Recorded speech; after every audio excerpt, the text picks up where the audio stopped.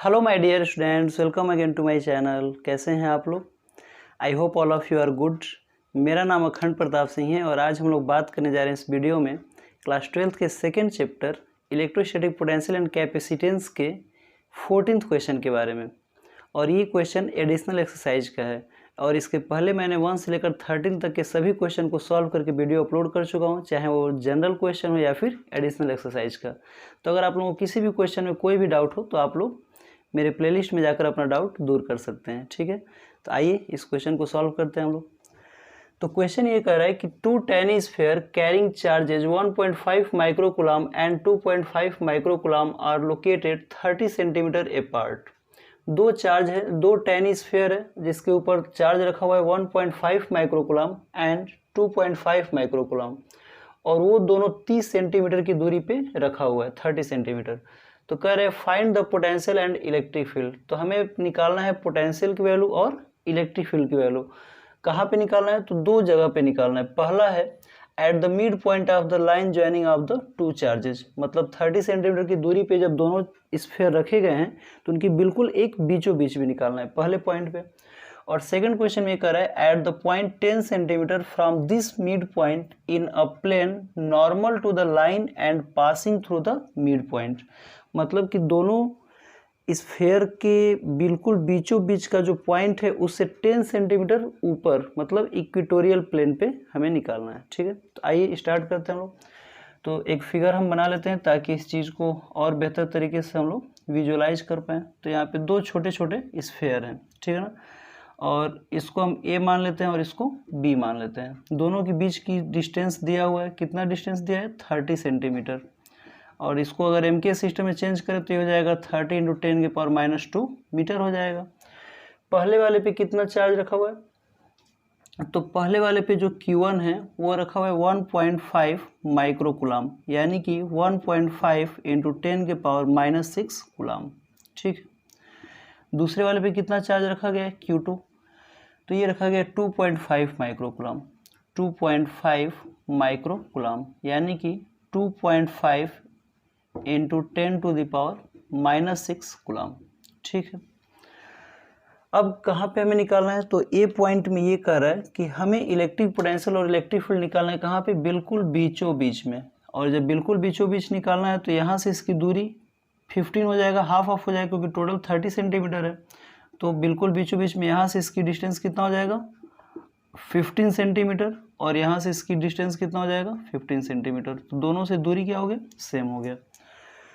तो आप लोगों को पता होगा कि एक पोटेंशियल एक स्केलर क्वांटिटी होता है, और स्केलर क्वांटिटी होगा तो अगर कई चार्ज से अगर कहीं पे अगर इलेक्ट्रिक पोटेंशियल निकालना है तो सभी चार्ज के द्वारा जो इलेक्ट्रिक पोटेंशियल आता है उसको निकालने के बाद एल्जेब्रिक सम कर देते हैं, ठीक है ना, क्योंकि वो स्केलर क्वांटिटी होता है। तो अगर हम निकालेंगे, इस पॉइंट का नाम मैं P रख लेता हूँ, ठीक है ना। तो इलेक्ट्रिक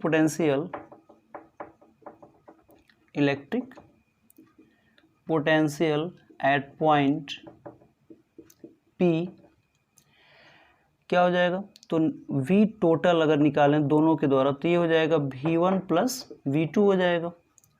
तो अगर V टोटल अगर हमें पता करना है तो V1 की वैल्यू कितना हो जाएगा? तो ये हो जाएगा 1/4πε0 Q1/R1 प्लस V2 की वैल्यू कितना हो जाएगा? 1/4πε0 Q2/R2, क्योंकि ये V का फॉर्मूला होता है पोटेंशियल का, 1/4πε0 Q/R, ठीक है। तो जो कॉमन है उसको हम लोग कॉमन निकाल लेते हैं। तो ये कांस्टेंट दोनों जगह कॉमन है, तो ये हो जाएगा 1/4πε0 को कॉमन कर लिया मैंने। यहाँ पे R1 और R2 भी इक्वल है क्योंकि दोनों 15 सेंटीमीटर की दूरी पे है, तो हम लिख सकते हैं कि R1 = R2 = R। तो यहाँ पे हम लोग R को भी कॉमन कर सकते हैं। अब यहाँ पे क्या हो जाएगा? Q1 + Q2। अब सबकी वैल्यू रख लेते हैं।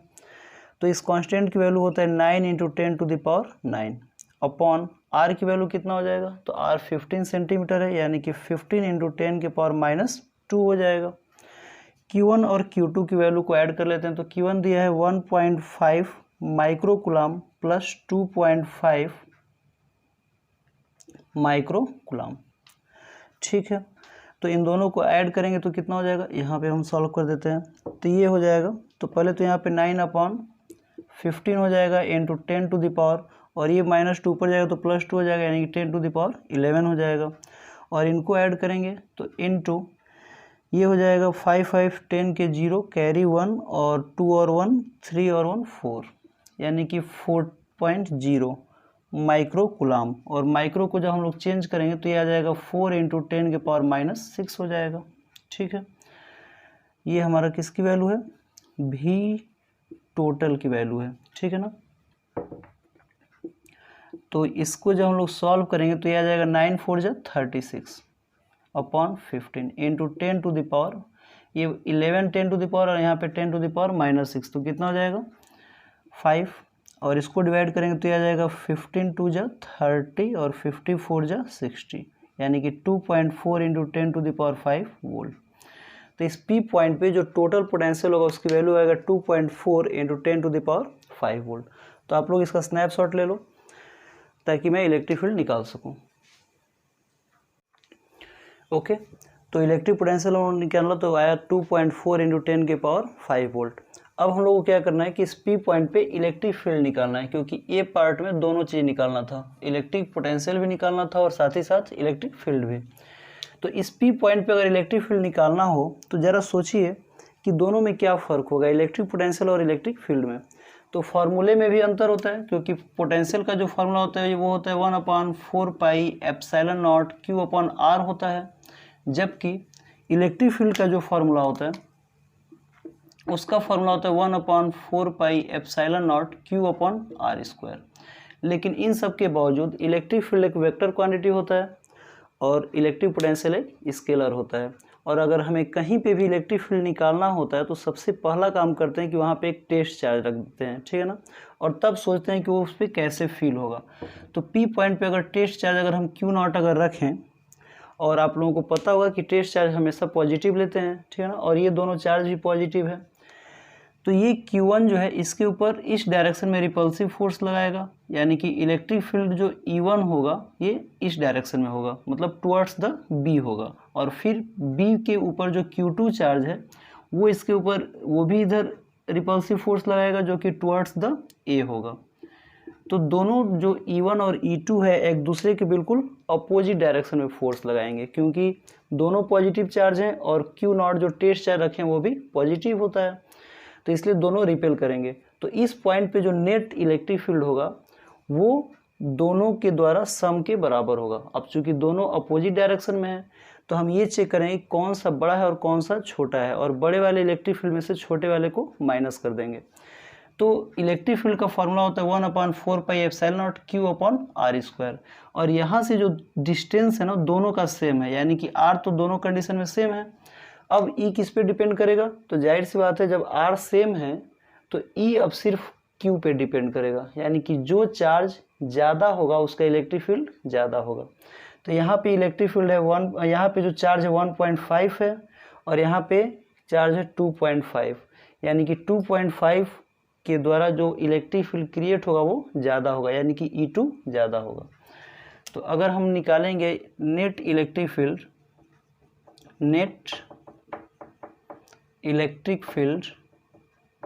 एट P, तो ये इसकी वैल्यू हो जाएगा E net equal to E2 minus E1, ठीक है। अब E2 की वैल्यू क्या होगा, तो ये हो जाएगा 1/4πε0 Q1 दोनों का जब डिस्टेंस सेम है तो R रख लेते हैं तो R² हो जाएगा, और माइनस 1/4πε0 Q2/R²। तो यहाँ पे E2 रहे तो यहाँ पे हम Q2 कर देते हैं, और यहाँ पे E1 है तो यहाँ पे Q1 कर देते हैं R²। अब जो कॉमन है उसको, जो दोनों में उसको कॉमन कर लेते हैं, तो ये हो जाएगा 1/4πε0 R², ये कॉमन हो जाएगा, और ये हो जाएगा Q2 माइनस Q1। अब सबकी वैल्यू रख लेते हैं, तो इसकी वैल्यू हो जाएगा 9 × 10⁹ अपॉन R की वैल्यू कितना है, तो 15 सेंटीमीटर, यानी कि 15 × 10⁻⁻2 का होल स्क्वायर, ठीक है। अब Q2 माइनस Q1 कर लेते हैं, तो Q2 कितना है, तो ये है 2.5 माइक्रो है, तो चलो चेंज कर देते हैं 10⁻⁻6 में, माइनस ये है 1.5 × 10⁻⁻6। अब यहाँ पे 10 की पावर -6 भी कॉमन है तो उसको भी कॉमन ले लेते हैं, तो ये आ जाएगा 9 into 10 to the power 9 upon 15 का स्क्वायर करेंगे तो 225 हो जाएगा, इंटू 10 टू द पावर -4 हो जाएगा। और यहाँ पे 10 की पावर 6 दोनों में है तो कॉमन कर लेते हैं, तो 10 की पावर -6, अब ये हो जाएगा 2.5 माइनस 1.5। अब इसको सॉल्व कर लो, तो यहाँ से ई नेट की जो वैल्यू आएगा वो होगा ई नेट इक्वल टू, ये 9 इंटू 10 टू द पावर 9 है तो यहाँ पे 900 कर देते हैं। क्यों कर देते हैं उसकी वैल्यू मैं बता रहा हूँ, 900, तो यहाँ पे क्या हो जाएगा 10 टू द पावर 7 हो जाएगा, अपॉन नीचे कितना है 225 है, 225 इंटू 10 टू द पावर कितना है -4 है, और इसको माइनस करें तो इसकी वैल्यू 1 हो जाएगी, तो 1 से मल्टीप्लाई करें तो कोई फ़र्क नहीं पड़ेगा, यानी कि इंटू 10 टू द पावर -6 हो जाएगा। ठीक है, अब इससे हम इसको 4 टाइम्स में डिवाइड कर सकते हैं, यानी कि ई नेट की जो वैल्यू आ जाएगा वो हो जाएगा 4 इंटू 10 टू द पावर, यहाँ पे +7 है और ये नीचे से ऊपर जाएगा तो ये भी +4 हो जाएगा और यहाँ पे -6 हो जाएगा। तो ई नेट की कितनी वैल्यू आ रहा है, तो ई नेट इक्वल टू आ रहा है 4 इंटू 10 टू द पावर 7 और 4 11, और 11 में से 6 को माइनस कर दें तो कितना बच जाएगा 5, तो इतना न्यूटन पर कूलम, ये आंसर आएगा। ठीक है, तो पी पॉइंट पे इलेक्ट्रिक फील्ड की ये वैल्यू होगा। आप लोग इसका स्नैपशॉट ले लीजिए ताकि मैं बी पार्ट बता सकूं। ठीक है, ओके, तो हम लोग अब सेकेंड पार्ट की बात करते हैं। ठीक है, तो सेकेंड पार्ट में क्या कर रहा है कि at a point 10 centimetre from this mid point in a plane normal to the line passing through the mid point. मतलब ये है कि अगर यहाँ पे दो अगर स्फीयर है, ठीक है, यहाँ पे Q1 और Q2, तो और दोनों का स्फीयर के जो बीच का डिस्टेंस था वो पता है आप लोगों को कितना था, ये 30 सेंटीमीटर था, और इसकी वैल्यू अगर मेम केस में चेंज करें तो 30 इंटू 10 की पावर -2 मीटर हो जाएगा। अब ये कह रहा है सेकेंड पार्ट में कि जो इसका मिड है, मिड से 10 सेंटीमीटर ऊपर, 10 सेंटीमीटर ऊपर जो पॉइंट Q होगा, इस Q पॉइंट पे हमें पोटेंशियल पता करना है और साथ ही साथ इलेक्ट्रिक फील्ड भी पता करना है। तो अगर इस Q पॉइंट पे अगर हमें पहले पोटेंशियल अगर निकालना है Q1 से और Q2 से, तो दोनों से हमें यहाँ तक के बीच की डिस्टेंस पता होना चाहिए, क्योंकि हमें पता है कि पोटेंशियल का फॉर्मूला होता है 1/4 पाई एप्सिलॉन नॉट Q/r। तो ये r जो होता है वो चार्ज से उस पॉइंट के बीच की दूरी होता है, तो हमें यहाँ से इसकी डिस्टेंस पता होना चाहिए, तभी हम लोग निकाल पाएंगे, और Q2 से भी पता होना चाहिए।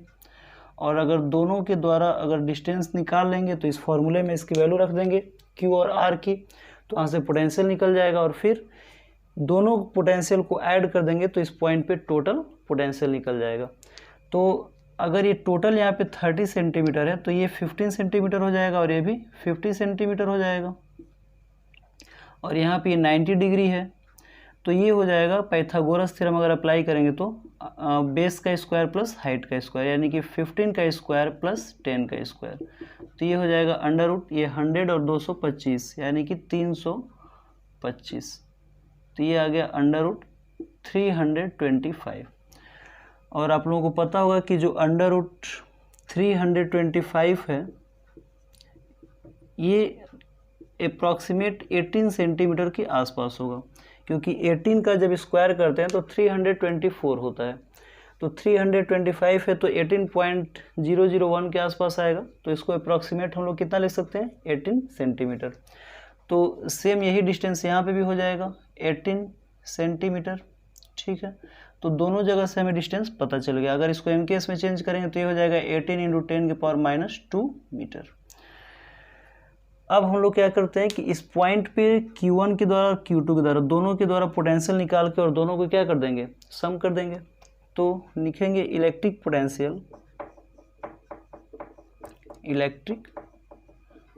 Potential at point Q due to Q1 and Q2, तो कितना हो जाएगा, तो इस पॉइंट पे जो इलेक्ट्रिक पोटेंशियल होगा वो होगा V टोटल इक्वल टू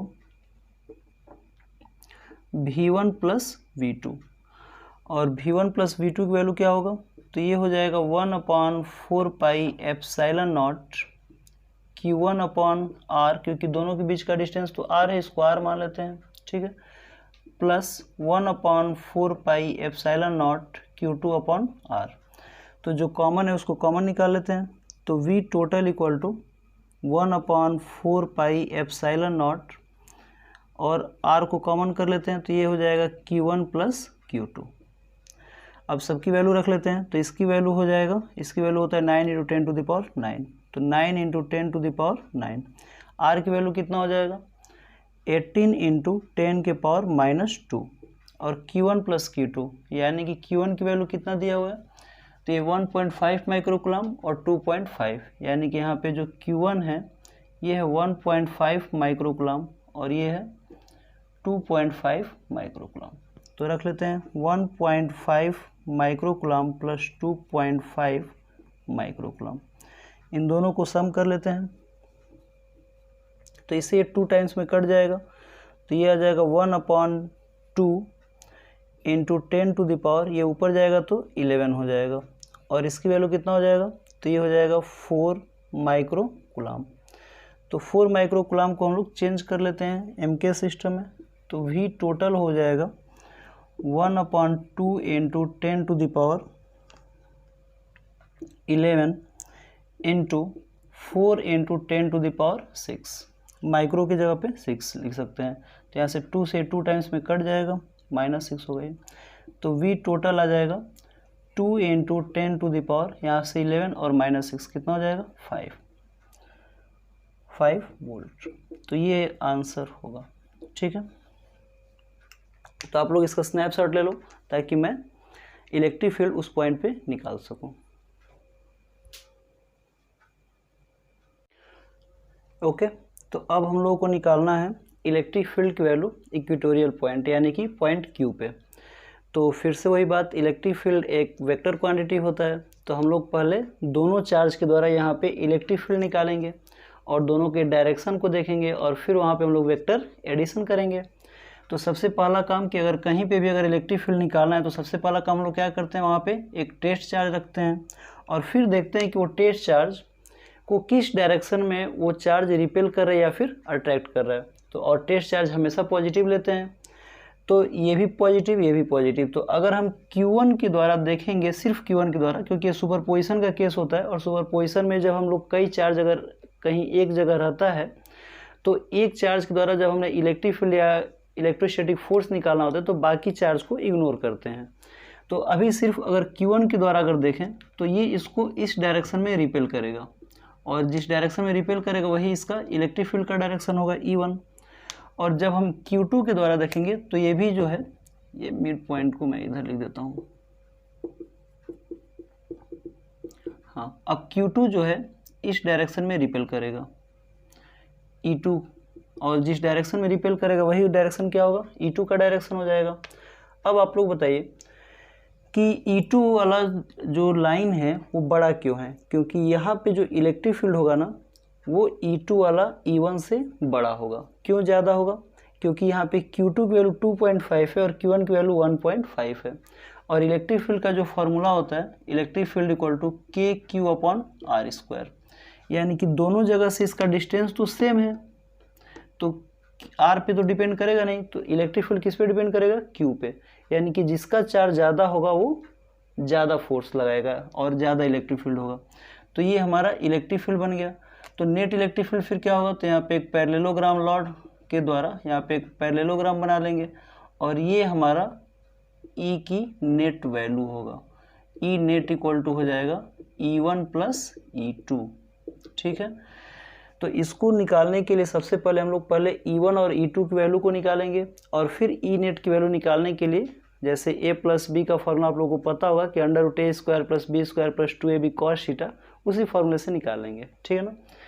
तो आइए पहले E1 और E2 कैलकुलेट करते हैं, ठीक है ना। तो E1 इक्वल टू क्या हो जाएगा, ये हो जाएगा KQ/R²। तो इसकी वैल्यू रखेंगे तो आएगा 9 × 10⁹। Q1 की वैल्यू आ जाएगा 1.5 × 10⁻⁶। Upon R square. आर की वैल्यू 18 है, यानी कि 18 इंटू 10 के पावर -2 का होल स्क्वायर। तो सॉल्व कर लेते हैं इसको। तो ये आ जाएगा 9 इंटू 10 टू द पावर, ये 9 है और यहाँ -6 यानी कि 3 हो जाएगा, अपॉन इंटू 1.5 भी है ऊपर, ठीक है। और नीचे क्या है, 18 का स्क्वायर कितना हो जाएगा 324 इंटू 10 के पावर -4 हो जाएगा। तो इसको हम लोग कटाएंगे, तो सबसे पहले इसको हम लोग 3 से कटाएंगे तो 3 हो जाएगा और ये हो जाएगा 3 1 जा 3 और 108। फिर 3 से कटाएंगे इसको तो 3 3 जा 9 और 3 6 जा 18, 36 हो जाएगा। तो ये हो जाएगा 1.5 upon 36 into 10 to the power, यहाँ पे 3 और यहाँ पे -4 ऊपर जाएगा तो कितना हो जाएगा, हाँ 7 हो जाएगा। तो इसको हम लोग क्या कर लेते हैं 150 into 10 to the power 5 upon 36 कर लेते हैं। तो इसकी वैल्यू आ जाएगा 4.2 into 10 to the power 5 newton upon coulomb. तो ये हमारा आ गया वैल्यू E1 की, ठीक है। अब ऐसे ही सिमिलरली हम लोग E2 कैलकुलेट कर लेंगे। तो E2 इक्वल टू हो जाएगा KQ2 upon R square. K की वैल्यू हो जाएगा 9 into 10 to the power 9, Q2 की वैल्यू हो जाएगा 2.5 इंटू 10 के पावर -6 अपॉन R की वैल्यू उतना ही होगा 18 इंटू 10 के पावर -2। तो ये हो जाएगा 18 इंटू 10 के पावर -2 का होल स्क्वायर। इसको हम लोग सॉल्व करेंगे तो मैक्सिमम चीज़ें तो ऐसे ही होंगी। यहाँ पे 9 into 2.5 into 10 to the power ये 3 हो जाएगा, अपॉन इसको करेंगे तो ये 324 इंटू 10 के पावर -4, ठीक है। तो इसको हम लोग डिवाइड करेंगे 9 से तो कितनी बार में हो जाएगा 36 टाइम्स में हो जाएगा, यानी कि ये आ जाएगा 2.5 upon 36 into 10 to the power, ये ऊपर जाएगा तो 7 हो जाएगा। यानी कि फिर से हम लोग E2 की वैल्यू निकालने के लिए यहाँ पे 2 जीरो और बढ़ा देंगे, तो यहाँ पे 250 upon 36 into 10 to the power 5 कर लेंगे, ठीक है ना। तो ये आ जाएगा, इसकी वैल्यू आ जाएगा 6.9 into 10 to the power 5 newton upon coulomb. तो ये हमारा E1 और E2 की वैल्यू आ गया। अब जब E1 और E2 की वैल्यू आ गया तो E नेट की वैल्यू आसानी से निकाल सकते हैं। जैसे A प्लस बी का फॉर्मूला होता है A square plus B square plus 2AB cos theta under root में, तो ऐसे ही अंडर रूट में हो जाएगा E1 square plus E2 square plus 2 E1 E2 cos theta. तो इसका स्नैपशॉट ले लीजिए आप लोग ताकि मैं E नेट की वैल्यू निकाल सकूँ। ओके, तो E1 की वैल्यू है 4.2 into 10 to the power 5 newton per coulomb और E2 की वैल्यू हमने निकाला है 6.9 into 10 to the power 5 newton per coulomb. और हमें क्या निकालना है, E नेट की वैल्यू निकालना है। तो हमें पता है कि E नेट की जो वैल्यू होगा वो हो जाएगा under root E1 square plus E2 square plus 2E1 E2 cos theta. तो यहाँ पे जो कॉस थीटा होगा, तो थीटा जो होता है E1 और E2 के बीच का एंगल होता है। तो ये हमारा E1 है और ये E2 है, तो इनके बीच का हमें ये वाला एंगल पता होना चाहिए, ठीक है ना, ये वाला एंगल। तो एक चीज़ देखो आप लोग, अगर ये 15 सेंटीमीटर ये भी है, ये 10 है तो ये भी 10 है, कॉमन है, और ये दोनों, तो ये दोनों जो है कंग्रुएंट ट्रायंगल है। और जब दोनों ट्रायंगल अगर कंग्रुएंट है तो अगर ये एंगल थीटा होगा तो ये भी एंगल क्या होगा, थीटा। और वर्टिकल अपोजिट एंगल से जब ये थीटा होगा तो ये ऊपर का जो टोटल एंगल होगा ये क्या हो जाएगा, 2 थीटा हो जाएगा। यानी कि E1 और E2 के बीच का जो एंगल होगा वो कितना हो जाएगा, 2 थीटा। तो यहाँ पे हम लोग लिख सकते हैं 2 थीटा। अब हमें cos 2 थीटा की वैल्यू पता होना चाहिए। तो इसके पहले हम लोग क्या करते हैं कि यहाँ से इस ट्रायंगल से इसका नाम रख लेते हैं A, इसका B रखे थे तो इसको P रखे थे और ये Q था।